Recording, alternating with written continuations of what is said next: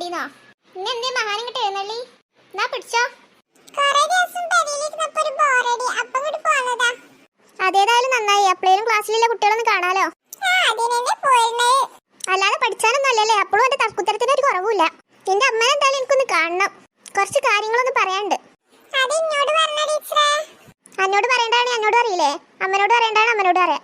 അപ്പു ഇതെന്തായാലും വിഷ്ണുവിന്റെ ഒപ്പം നടന്നിങ്ങനെ കേടന്നോ? ഓനോ പഠിച്ചൂല, എന്നാ പഠിച്ചോലെ പഠിച്ചാനേ ആക്കൂല. എന്നാ 3 മാർക്ക് പിടിച്ചോ. ആമിന. Yes teacher. 49 മാർക്ക് എംബിയില്. ഈ ക്ലാസ്സിലെ ഏറ്റവും പഠിക്കുന്ന കുട്ടി ഓളാണ് കേട്ടോ. ഈ ക്ലാസ്സിന്റെ അല്ല സ്കൂളിൽ അഭിമാനാണ് ഓള്.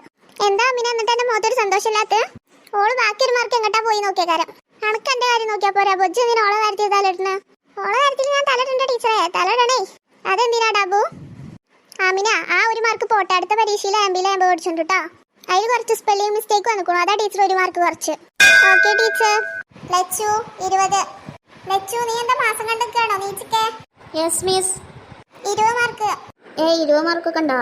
20 മാർക്കൊന്നും പോരട്ടെ ലച്ചു. അടുത്ത എക്സാമിന് 50-ലും 45-ലും മേടിച്ചോണ്ടോ. ഈ ക്ലാസ്സിൽ അടുത്ത പ്രതീക്ഷക്ക് 5 ഉള്ളൂ. ഈ പഠിച്ചോണ്ടോ. Okay miss.